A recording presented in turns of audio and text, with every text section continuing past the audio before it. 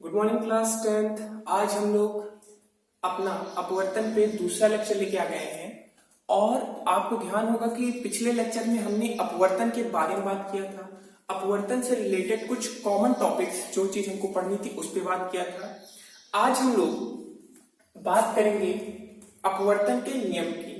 ध्यान दीजिए, जिस तरह परावर्तन के दो नियमों की बात हमने किया था, बहुत इंपॉर्टेंट सी चीज थी, नॉर्मल चीज थी, उसी के अनुसार अपवर्तन के भी दो नियम हैं। और ध्यान दीजिए, बोर्ड एग्जाम में 2 नंबर का क्वेश्चन बन के आ सकते हैं, केवल 2 नंबर का, इससे ज्यादा कई क्वेश्चन नहीं बन सकते हैं। तो अपवर्तन का 2 नियम, साथ में जो इसका दूसरा नियम है उसका थोड़ा थोड़ा न्यूमेरिकल भी आ सकता है। ठीक है, तो हम लोग सीधे अब सबसे पहले कॉपी पेन उठाएंगे, नोट्स बनाएंगे। हेडिंग डालिए अपवर्तन का नियम। अपवर्तन के 2 नियम होते हैं, पहला नियम, दूसरा नियम। ठीक है, अपवर्तन का पहला नियम क्या कहता है? आपतित किरण, अपवर्तित किरण तथा आपतन बिंदु पर अभिलंब एक ही तल में होता है। इसको समझ लेते हैं क्या है। एग्जाम्पल के तौर पर समझिए, हम लोग क्या करते थे, 2 माध्यम मान लेते हैं कि ये माध्यम है, ये माध्यम है। 2 के दोनों माध्यम के बीच में बाउंड्री बना के हम इसको अलग करते थे, ये दूसरा माध्यम और ये दूसरा माध्यम। हम मान लेते हैं यहाँ पे एक प्रकाश किरण आ रही है, जो भी प्रकाश किरण आएगी हम उसको क्या बोलेंगे? जो भी प्रकाश किरण आएगी हम उसको बोलते हैं आपतित किरण।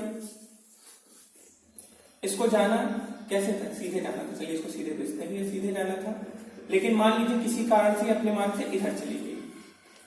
ठीक है, अब हम इसका नाम दे देते हैं ए बी और इसका नाम दे देते हैं बी सी। अब देखिए यहाँ पे क्या लिखा है, आपतित किरण।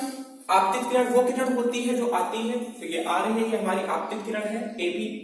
अपवर्तित किरण जो मतलब जो अपने मार्ग से विचलित हो गई, ये बी सी, वो हमारा क्या है? अपवर्तित किरण। तथा आपतन बिंदु। आपतन बिंदु कौन सी बिंदु है? देखिए ये जो बी है, जहां पे आपतन बिंदु हम उसे कहेंगे जहां पे आपतित किरण जो है वो क्या बन जा रही है? आपतित किरण बन जा रही है अपवर्तित किरण। तो जहां पे आपतित किरण अपवर्तित किरण बन जाएगी, उसी बिंदु को हम क्या बोलेंगे? आपतन बिंदु। तो देखिए ये हमारा आपतन बिंदु है, जहां पे आपतित किरण अपवर्तित किरण में क्या हो गई है? बदल गई है। ठीक है, तो क्या कह रहा है? आपतित किरण, अपवर्तित किरण तथा आपतन बिंदु। आपतित किरण, अपवर्तित किरण, आपतन बिंदु पर अभिलंब एक ही तल में होंगे। अब देखिए यहाँ पे एक जो हमने आभासी एक रेखा खींची है, ये हमारा क्या है? अभिलंब।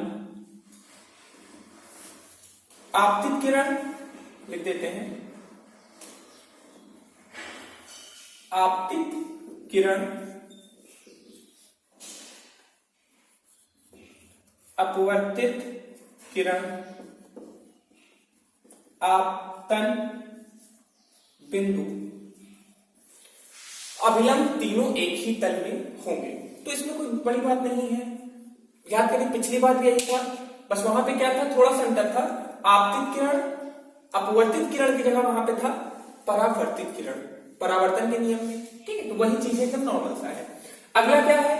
अगला है किन्हीं 2 माध्यमों के लिए आपतन कोण की ज्या। ज्या मतलब आप लोग त्रिकोणमिति या ट्रिग्नोमेट्री पढ़ते हैं ना, साइन थीटा। साइन को हिंदी में हम बोलते हैं ज्या। ठीक है, तो क्या कह रहा है? किन्हीं 2 माध्यम के लिए आपतन कोण की ज्या तथा अपवर्तन कोण की ज्या का अनुपात नियतांक होगा। मतलब जो भी वैल्यू आएगी आपतन कोण की ज्या की और अपवर्तन कोण की ज्या की, वो हमेशा किसी एक माध्यम के लिए हमेशा सेम रहेगी।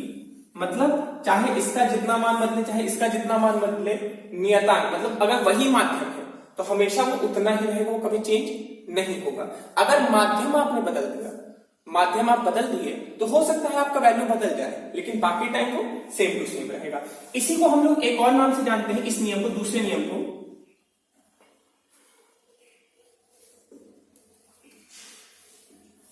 स्नेल्स लॉ या स्नेल का नियम। ठीक है, ये कई बार नॉर्मली पूछ लेता है बहुविकल्पी प्रश्न में। 1 नंबर का क्वेश्चन पूछ लेते हैं कि स्नेल के नियम के अनुसार हमें क्या सूत्र मिलता है, को क्या मिलता है, तो उसमें ये पूछा जा सकता है। कभी कभी 2 नंबर में सीधे इसको पूछ लिया जा सकता है, एक बार पूछा भी गया है, शायद 2002 या 2003 के एग्जाम में, बोर्ड एग्जाम में पूछा गया है कि अपवर्तन के द्वितीय नियम का विस्तृत वर्णन कीजिए। ठीक है, इसको नोट कर लीजिए प्रॉपरली। देखिए, अभी हम लोग ने स्नेल्स लॉ की बात करी थी। स्नेल्स लॉ क्या था? स्नेल्स लॉ हमें ये बता रहा था कि किन्हीं भी दो माध्यम के लिए जो आपतन कोण की ज्या थी और अपवर्तन कोण की ज्या था, उसका जो मान था वो क्या था? नियतांक था। आप लोग ये चीज सुनी है? ठीक है, वही चीज का यूज हम लोग करेंगे जो वो नियतांक था। क्या था, थोड़ा ध्यान देते हैं। Sine i upon sine r बराबर क्या था? नियतांक था। उसी नियतांक को अब हम क्या कर रहे हैं, उसी नियतांक को एक नाम दे रहे हैं, और उस नियतांक को हम जो नाम दे रहे हैं वो नाम है अपवर्तनांक। इसको इंग्लिश में हम लोग बोलते हैं रिफ्रैक्टिव इंडेक्स। ठीक है, तो उसी नियतांक को हमने एक प्रॉपर नाम दे दिया अपवर्तनांक या रिफ्रैक्टिव इंडेक्स। अब रिफ्रैक्टिव इंडेक्स या अपवर्तनांक का परिभाषा क्या होता है? किन्हीं दिए हुए माध्यम के युग्म के लिए होने वाली दिशा परिवर्तन के विस्तार को अपवर्तनांक के रूप में व्यक्त किया जाता है। मतलब जैसे मान लेते हैं एक दो माध्यम है। अब ध्यान रखिए, जो माध्यम है उसमें क्या है कि आप तो जानते हैं कि जो प्रकाश किरण एक माध्यम से दूसरे माध्यम में जाएगी, ध्यान दीजिएगा एक चीज की, दोनों माध्यम कैसे? पारदर्शी माध्यम है, क्योंकि पारदर्शी माध्यम ही ऐसे माध्यम होते हैं जिसमें प्रकाश किरण एक माध्यम से दूसरे माध्यम में जा सकती है। अगर वो अपारदर्शी हुए तो जा ही नहीं पाएगी। तो ये चीज ध्यान देना, सबसे पहली बात कि दोनों माध्यम कैसे होंगे? पारदर्शी होंगे। प्रकाश किरण आई एक माध्यम से दूसरे माध्यम में गई, तो ये अपने मार्ग से, आप जानते हैं ये अपने मार्ग से विचलित तो होगी ही होगी। कुछ भी हो जाए, हर कंडीशन में ये अपने मार्ग से क्या हो जाएगी? विचलित हो जाएगी। ठीक है, तो ये चीज आप समझ गए कि हम यहां पे किस चीज की बात कर रहे हैं? अपवर्तनांक। ठीक, अब एक चीज ध्यान रखिएगा, हमारा ये जो सूत्र है, ये चीज यहां पे है अपवर्तनांक, मतलब बाद का माध्यम और पहले का माध्यम।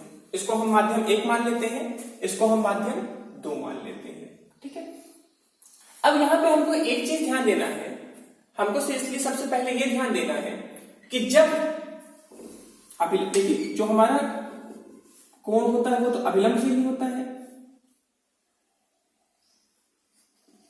ठीक है, ध्यान दीजिए, अगर माध्यम वही रहे तो जो प्रकाश किरण में विचलन होगा, जो भी प्रकाश किरण में क्या होगा?